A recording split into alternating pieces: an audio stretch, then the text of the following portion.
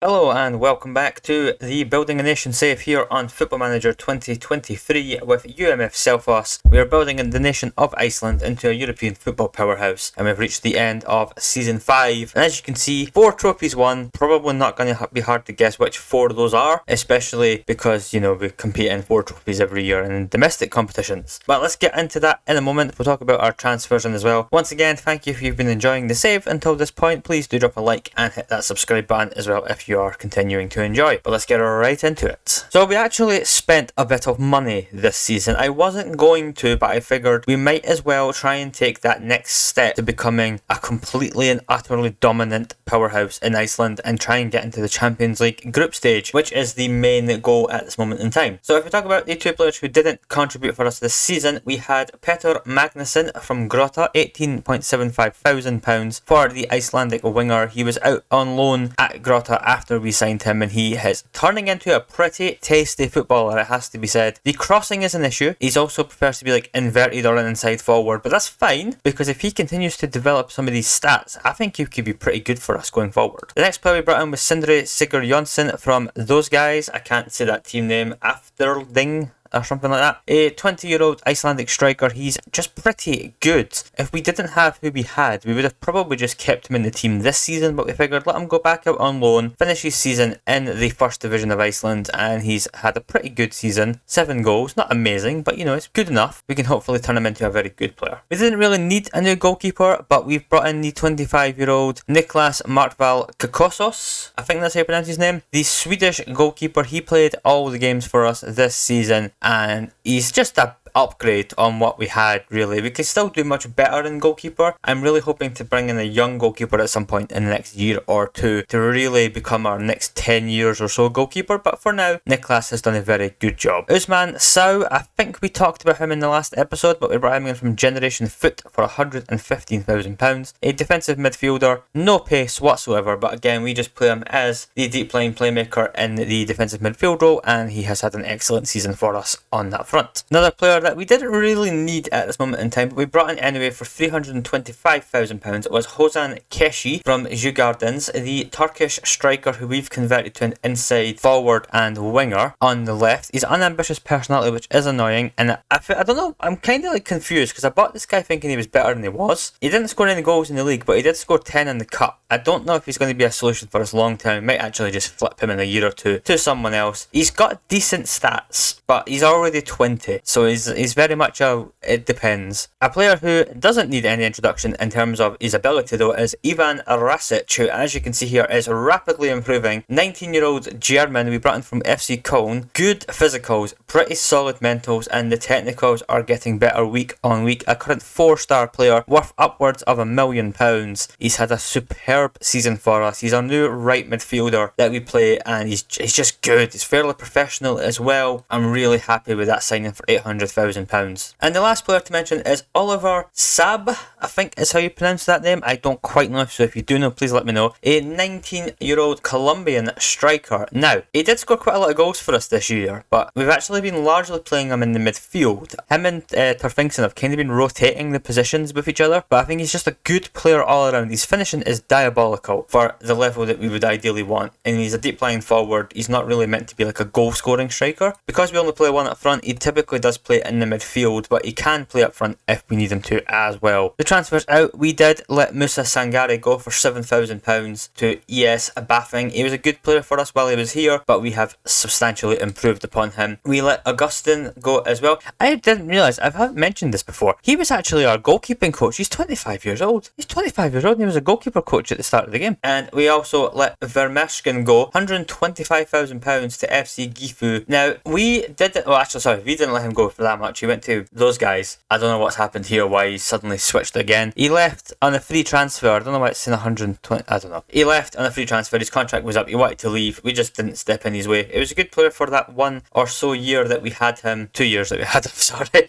The 2 years that we had him, he was a good player for us, but he didn't really have much staying power. If we look at the league table, it has finally happened. It's only taken this many years, but we have had an unbeaten season. We have signed players that, as you can see, are pretty much too dominant for this level. So again, the reason I typically don't play Building a Nation saves on camera every few weeks we'll come back for a game is because this happens quite quickly in these leagues. You just win all the time. We did draw 3 games, but otherwise you win all the time. You're too dominant, and as that's shown in the league this year with a first place finish. The Icelandic Cup was also quite comfortably won by us, as was the Champions Cup, and as was the League Cup. We finally won this competition, so that's nice. In the Champions League, it was close. We got past FK Astana, we got past these guys, Caljw, and then we did fall to Red Star Belgrade 2-1 and then 1-1 at home, which did knock us out of the third qualifying round. But we did fall into the Europa League playoff, in which we did manage to get past Derry City was the team that we had to play against. We got past Derry City into the group stage. Now, of course, because of this stupid whole thing, last season's games, I'll show you the table. We beat Standard Liège, so we did win a game in the Europa League, a draw at home to Aris, and then we did get battered 3-0 by Dinamo Zagreb before a 0-0 draw at home with Ludogorets. Did give us a respectable points tally. This season, we beat Standard Liège again in this year's group stage before losses to Leicester, Roma and Midtjylland. Leaves us currently in 27th out of 36. It's unlikely we're going to get into that top 24 spot, even though we're only a point behind because of who we got to play. On the finances, it's been a pretty good year across the board. The money's continued to go up. The broadcast revenue has gone down, but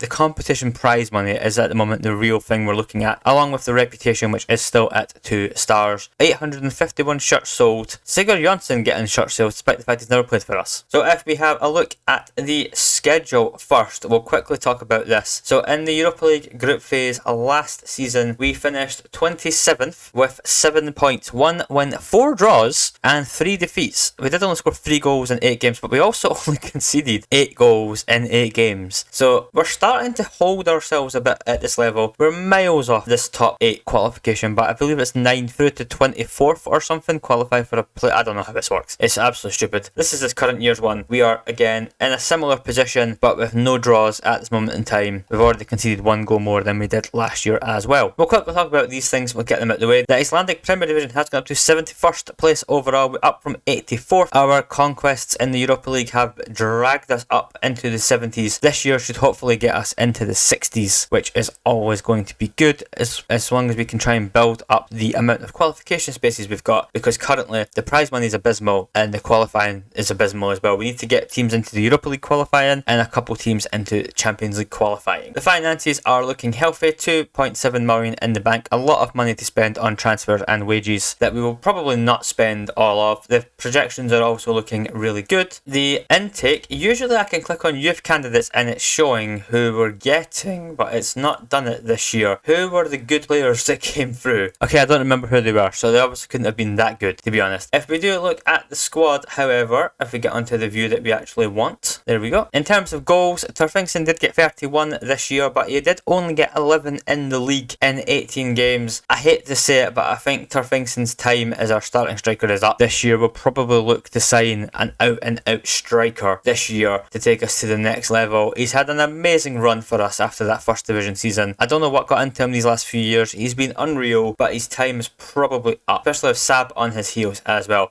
Stefan Thorjonsson has had a really good year this year. 10 goals in the league, 3 assists. He's done okay in Europe without being spectacular. Again, we can probably do better than this guy, but at the moment I'm quite happy with how he's playing. Christopher Steinset with a 16 assist season this year as well from central midfield. He's a pretty good player. He's kind of sneaky good in that, like, his mentals, everything is 9 or above. His physicals are all 10 or above, and his technicals are solid across the board for what we sort of want in his role. I'm really happy with him. Same with John Fingner Pettersson as well. He's 23 now, 16 assists. He's still developing into a decent player now that we can finally do full-time training. And anybody else worth mentioning? Not really. Stefansson's had a pretty decent year at right back. Again, right back is an area we'll most likely look to build upon because the technicals just aren't there for this guy. Same at left back, we've got Paulson. We've also got, who is our other left back that I forgot the name of right now? Whoever he is. Yeah, full back and striker I think is this year's,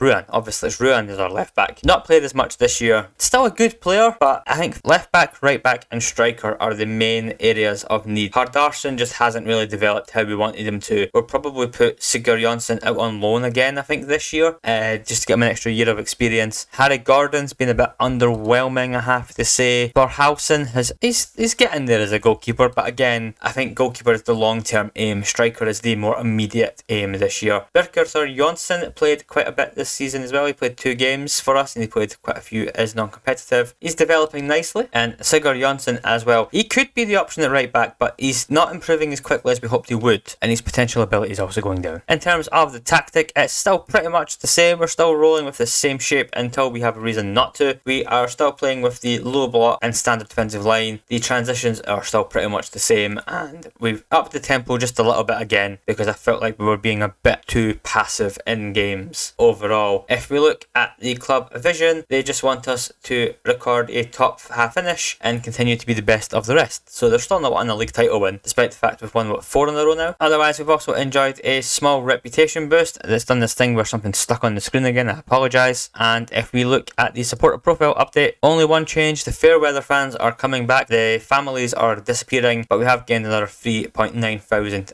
followers on social media and 803 season ticket holders currently as well. If we look at the real change, anything different? No. And yeah, it's been another really good season for us. If we look at our coach currently, he is getting better. There's still 2 adaptability, which I find a bit odd, but we're getting into the 10s and the 11s for a lot of stats now. The coaching licenses are happening, which is good. If we look at our overall record as well, a 59% win ratio overall of 203 games played. In terms of transfers in, the only player who didn't actually appear on that list, I hate when it does this, it's really annoying, was Luke Raman. Now, Luke Raman is a centre back from Borussia Dortmund who was on loan at us this past season, and we're bringing him in full time for £200,000. He had a really strong season for us. I think he's got room to improve. His heading's not great, but his jumping reach is really good, so it kind of evens itself out at 6'1". The physicals are pretty solid, the mentals are mostly good for where you sort of want them to be. I'm quite happy with him coming in permanently for a low cost like £205,000. I also just realised if you hover over the pie chart, it will tell you where your money's gone, so that's nice. And the other thing to look at, if we look at the coefficient for teams here, we'll find ourselves eventually, we were the highest risers in Europe last year. Are we in the 100s, I believe? Sorry, not 100s, we're 253rd in Europe. We're the highest ranked Icelandic team, as you would sort of expect. We are getting there. We'll hopefully see some of these guys coming up with us over the next few years as well. It looks like they've all kind of gone out at the same hurdle again though, which is annoying. But that's going to pretty much do it for today's episode. It's a bit of a quick one. I feel like we've kind of got in and got out. We're going to come back for next season. Our remaining Europa League games are Kristiansund, Panathinaikos, Sporting and Rangers. Hopefully we can pick up some points in those games and try and sneak into that playoff to figure out what it actually is. But for now, that's going to do it for today's episode. Hopefully you've enjoyed. Please do hit the like button if you have. Hit that subscribe button if you want to see more. And I will see you guys next Friday for the next part of this Building a Nation save. Goodbye.